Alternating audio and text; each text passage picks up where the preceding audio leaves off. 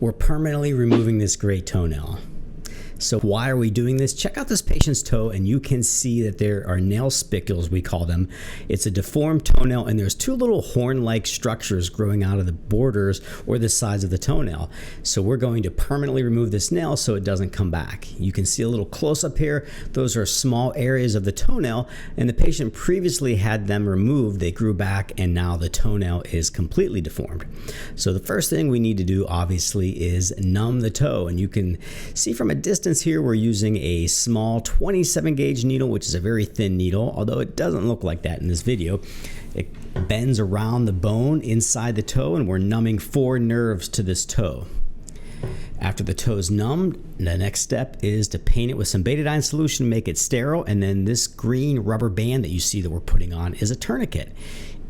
And it's going to exsanguinate or push all of the blood out of the toe and then stop bleeding from entering the toe so that we can perform our procedure in a bloodless field, allow us to see better, and more importantly, when we put that chemical in, it stops the chemical from interfering with the blood. We're using a freer, and this is going to separate some of the tissue or the cuticle and the nail bed from the toenail so that we can easily remove it without causing any tearing or rupturing of the nail bed or the skin underneath the toenail. So once that's done, our next step is to get our instrument, which in this case is a nail nipper, and you're going to see it's going to pop right off. It easily comes off because we freed up the nail plate from the underlying nail bed.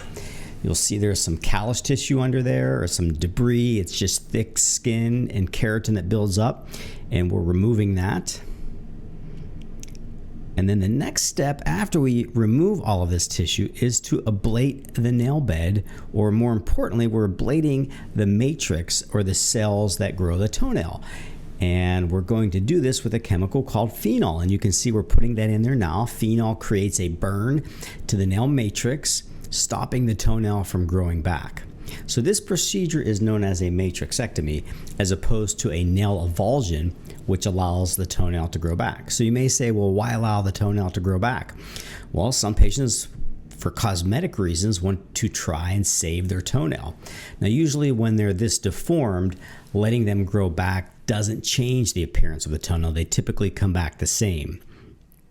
But it is worth a try, especially in some of the female patients that want to wear sandals and open-toed shoes and they want to have a toenail in place, or they want their foot to look more cosmetically normal.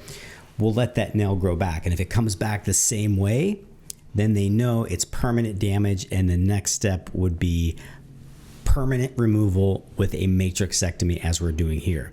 So we typically will do 3 30-second applications of this phenol solution, and after that's done, it's going to create a burn that takes around 2 to 3 weeks to heal. Sometimes it's longer. If we're doing a permanent total nail removal, like in this case, it can sometimes take longer.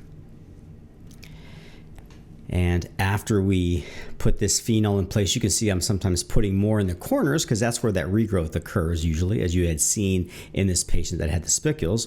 The next step is to put some ointment on.